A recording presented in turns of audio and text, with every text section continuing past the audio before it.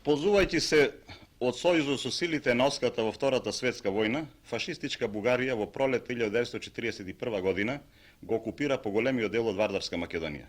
Прогласувајќи оваа добит како свое божемно историско право, владата на фашистичка Бугарија брзаше ова право да го осигура со сите средства на фашистичкиот притисок, со администрацијата, војската, полицијата, како и со многобројните пропагандни институции со кои ја прекри окупирана Македонија.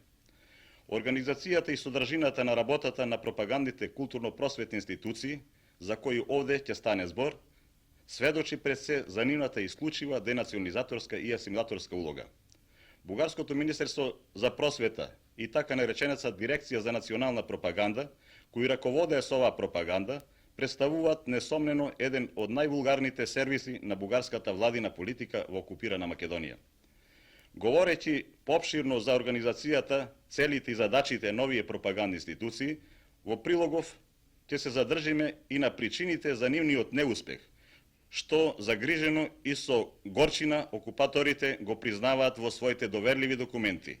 Овој неуспех е пред се резултат на организираниот и спонтан отпор на македонскиот народ, искажан во смелите барања за сопствен јазик, просвета и култура, против наметнувањето на бугарскиот јазик во училиштата во Македонија, против наметнувањето на невистината за историјата на македонскиот народ, против делувањето на разните фашистички организации во окупирана Македонија и така натаму.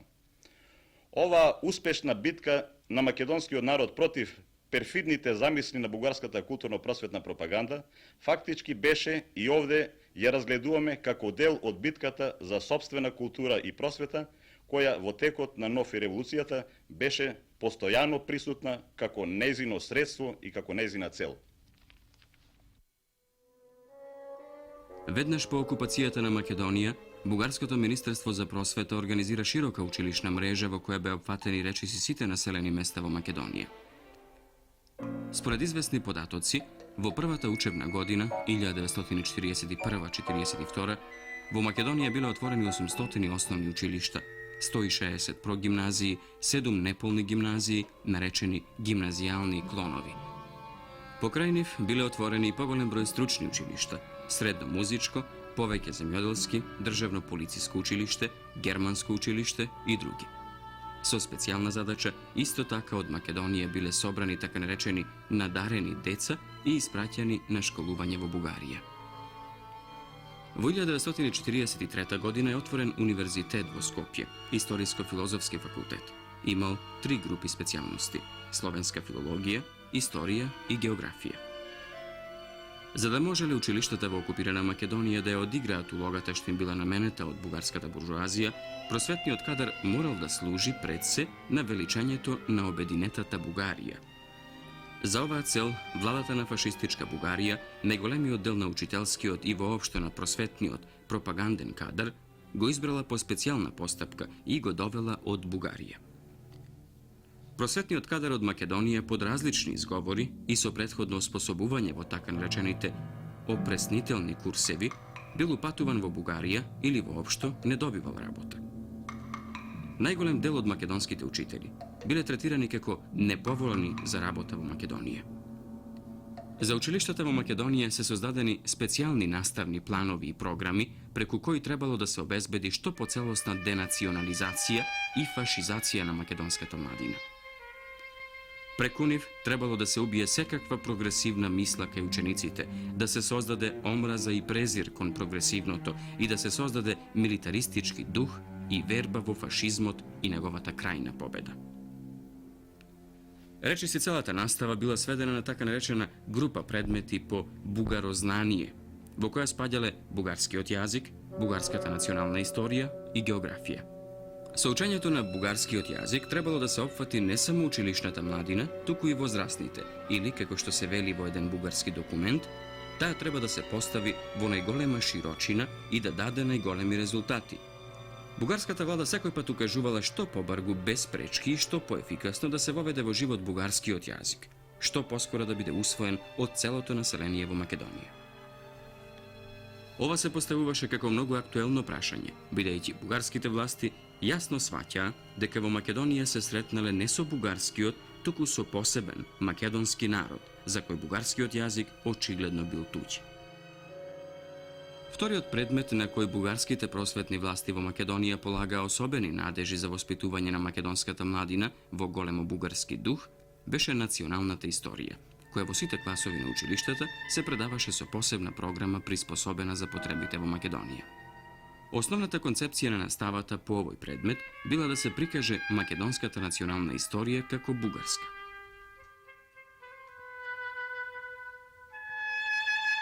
Изведувањето на денационализаторската и асимилаторската пропаганда на бугарските училишта во Македонија во многу зависело од создавањето поволни услови и непречена работа во училиштата.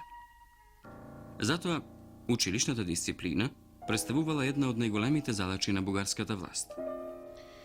Конкретно во Велешката гимназија се сеќавам, уште од првиот ден на воведувањето на наставата на великобугарската настава во училиштата, основна задача беше да се соберат, обединат, организираат сите младинци, ученици во еден специјален, можам да кажам, по урнекот на фашистичките организации во Хитлерова Германија, систем. Во тој систем пред се беше воведувањето на специјални униформи за учениците, за да се одделат од другата младина во градот и кај населението. Секој ученик беше принуден да се униформира со специјални емблеми и значки во црна облека. Тоа е, како што е познато, по системот на Хитлеровата фашистичка младина. Понатаму, изведбата на наставата исто така беше посебно организирана, просто речено, со еден полувојнички режим, систем. Учениците пред почетокот на наставата влегувале во војнички строј во училиштето. Првиот час од наставата започнувал со националната молитва. Биле воведени вечерни часови за движење на учениците. На учениците им било забрането да организираат и да посетуваат журови, да штрајкуваат или демонстрираат против училишниот ред и наредбите на училишните власти. Покрај овие мерки, кои што беа во школскиот систем, на учениците им беше строго забрането да учествуваат во било каков јавен живот, да посетуваат било какви јавни места, уште помалку јавно да се собираат и да искажуваат известни своји, барања, прашања, желби и така натаму. Се беше ориентирано да биде под строга контрола на професорите, на дирекцијата на гимназијата и, од друга страна, и на полицијата и на органите на безбедноста. Така да може се каже дека животот на учениците беше ориентиран да се стегне во еден вид на една логорска контрола под полна пред очите на бугарските окупатори. Посебно внимание бугарските окупатори посветија на развивањето на познатата нациофашистичка организација Браник, која што требаше, според нивните планови, да ги собере сите млади генерации во Македонија во таа организација и да ги воспитува во големобугарски, националистички и фашистички дух во тоа време. Браник, можам слободно да кажам, и во Велешката гимназија во тоа време, и во цела Македонија, не фати, речиси, никаков корен. Овде-онде поедини групички, може да се каже поточно, беа сочинети од децата на носителите на големобугарскиот режим, тоест на чиновниците од окупаторскиот чиновнички тој систем. Инаку, од местната младина, ретки, многу ретки отпадници, така да речам, кои остана или беа заведени, или можда закоравени, остана во таа организација. Неуспехот да се развие браничката организација пред се лежи во веќе видно созреаната свеска и македонската младина дека бугарската фашистичка окупација не е ослободување, туку е национално и социјално поробување на македонскиот народ.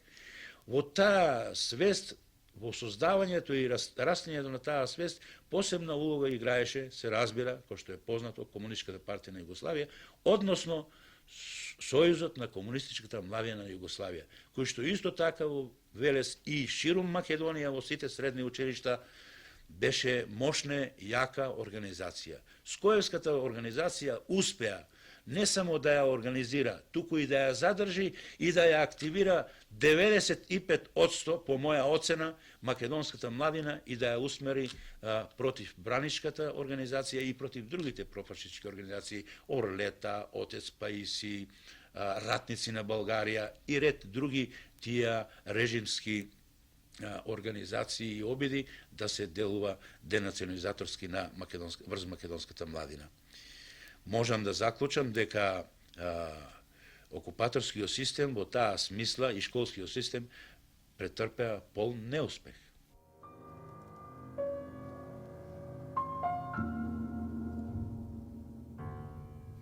Бугарските фашистички власти водеа отворена дискриминаторска и елиминаторска политика спрема народностите во Македонија, албанците, турците, србите, ромите, евреите и други.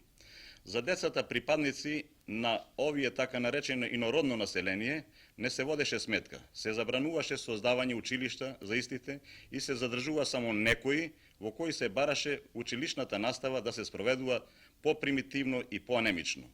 Бугарските просветни власти со задоволство констатира дека во сите години на окупацијата училиштата во Македонија остана речиси без деца од инородно потекло и истакнува дека ќе биде корисно и потребно да се одржува таквата состојба. Според некои проценки, во основните бугарски училишта во Македонија се наоѓало само 2% деца од ова инородно население речено, а во средните дури помалку од 1%. Во сите области на јавниот живот на окупираната територија на Западна Македонија, преку просветата и културата, како и преку други видови пропаганда, исто така се спроведуваше груба денационализаторска и дискриминаторска политика спрема македонскиот народ и народностите. Методите на таквото действување на италијанските фашистички окупатори и на нивните големоалбански слуги беа и слични и по форма и по содржина на оние што ги практикуваше бугарскиот окупатор во своето окупаторско подрачје во Македонија. На сите жители под италијанска, односно големоалбанска окупација, им се наметна албанско државјанство. Службениците мораа да го учат италијанскиот и албанскиот јазик. Прв пат во својата историја, македонските деца мораа да посетуваат албански училишта. Речиси сето учителство беше доведено од Албанија, која наставата ја водеше на албански јазик. Наставата во училиштата беше тотално проткаена со духот на фашизмот и великоалбанизмот. Меѓутоа, ширењето на училишната мрежа и основањето на многобројните културно-просветни институции, многуте фашистички и профашистички организации и друштва, како впрочем и целиот бугарски окупаторски систем, од самиот почеток на окупацијата наидуваше на сериозен отпор кај македонскиот народ, поради што тие не можеа да ги исполнуваат поставените задачи. Спонтано или организирано, разните народни слоеви, пред се македонската младина, кон која најжестоко беше свртен горниот денационализаторски притисок, бранејќи ја својата национална самосвест, успешно се спротивставуваше и ја оневозможуваше нивната дејност. Во своите тајни документи, бугарските окупаторски власти овој факт многу често го признаваат како свој голем неуспех. Веќе во летото 1941 година, во еден свој документ, Бугарското министерство за просвета истакнува: кај граѓаните од Македонија се забележуваат појави што не ги задоволуваат очекувањата на властите, поради што кај мнозинството од населението се чувствува сериозен отпор и советува да се изнајдат форми за да се отстранат причините за тоа. Раководени од СКОј и од партијата, мнозинството на македонски средношколци од првите денови на окупацијата се спротивставува на денационализаторските средства што во себе ги криеа специјалните наставни и воспитни програми на бугарските училишта во Македонија. Ја истакнуваа потребата од вистинска наука и демократско воспитување, наставата да се води на разбирлив за македонците јазик, за македонските ученици македонски, а не на бугарски јазик и слично. Во многуте отпори што на овој план се случуваа во повеќе училишта на окупирана Македонија за цело време на војната, мощно значајно место завземаат познатите штрајкови на учениците од Кумановската, Прилепската, Велешката, Битолската и Скопската гимназија. Што се однесува до организирање штрајкот на учениците во Кумановската гимназија, за организирање овој штрајк постоje извонредно поволни услови. Тие услови беа брзата и брутална фашизација и бугаризација на учениците во гимназијата спроведувана од бугарската школска власт, која vednaš od kako se zapišavme v septembri 41. godina, započna da vrši merki, prisilni merki, da učenici te kupuvat uniformi, crni uniformi, na leva raka da se nosi broj i vojnički kapi pripodeseni za nosenje, za svaki učenik. Potva visoki taksi koji bugarskата vlast бараше да платиме за уписот во гимназијата, всушност тоа беше барање да си платиме нашето школување. И други мерки што преземаше бугарската власт. Скојевската организација во Куновската гимназија беше добро организирана, имавме голем број скоевци и голем број симпатизери и веднаш ние ова ситуација ја ставихме на дневен ред, така да вршевме агитација меѓу учениците против високи такси и против носење на фашистички униформи. Таа агитација најде на добра почва, учениците масовно не поддржаа. Ние дадовме предлог до местниот комитет да се организира штрајк. Со штрајкот требаше да раководи и раководеше професор Зордо Мистоли. Добрите услови за организиран штрајк се огледа во тоа што искрата на овој штрајк е запали и му припаѓа чест на Бранко Димковски Мошо, ученик по 6-тиот клас на гимназијата во она време, кој го испровоцира еден од своите професори и целиот 6-ти клас излезе надвор од училницата, а на одморот излеговме сите високи класови, така да ги поддржавме нашите друго 6-тиот клас. Така да се доби печаток, сите ученици од горните класови стапија во штрајк дента попладне. Скојската организација во гимназијата организира штрајкачки одбор. Штрајкачкиот одбор одржа свој прв состанок во една куќа на еден од нашите скоевци и во состав на овој штрајкачки одбор учествува преку 10 другари, скоевци и нескоевци. На одржаниот состанок на штрајкачкиот одбор се донесе одлука врз основа на дискусија да се задолжи еден од членовите на штрајкачкиот одбор да напише резолуција која ќе биде упатена до директорот на гимназијата. Во ова резолуција да се изнесат сите услови кои ние ги бараме да ги исполни директорот, односно школската власт. Тоа беше сабота, а во текот на утрешниот ден недела вршеме агитација многу широка да не се оди во гимназијата, туку да се оди во долниот градски парк каде ќе се состанеме. Ова агитација наполно успеа. Штрајкачкиот одбор организира штрајкачки стражи на приодите кон гимназијата во понеделник на 29 септември 1941 година, така да сите приоди кон гимназијата беа блокирани со наши штрајкачки стражи, кои ученици ги упатуваат на не одат во гимназијата, туку да одат во долниот парк. Некаде околу 9 часот на 29 септември во долниот градски парк имаше околу 200 ученици. Ние, раководители на овој штрајк, бевме меѓу први во градскиот парк, откако се насобра така голема маса ученици. Доне Божинов и Бранко Димковски се качија на една од клупи во паркот и одржаа говор. Тоа всушност беше митинг. А потоа еден член од штрајкачкиот одбор ја прочита резолуцијата на учениците на Куновската гимназија, која требаше потоа да, откако биде прифатена, да специјално одобрена комисија од учениците, делегација, ова резолуција ја однесе и му ја врачи на директор на гимназијата. Откако резолуцијата беше прочитана, таа беше со акламација прифатена од сите ученици и потоа падна предлог да учениците ја потпишат ова резолуција. Додека траеше сам тај чин на потпишување, ево во овај документ се gleda дека резолуциите меѓу први ја подпишале учениците Александар Јакимо, Вукадин Јовче, Драган Митев, Бранислав Косте, Паве Павлов, Вера Трајкова Которка, Антон Филипов, Доне Божинов и други ученици. Додека траеше чинот на подпишувањето, од сите страни забележиме дека се доближа бугарската полиција со исукани со пушки и револвери в раце, обколени од сите страни и бара оно што е прочитано да им се даде.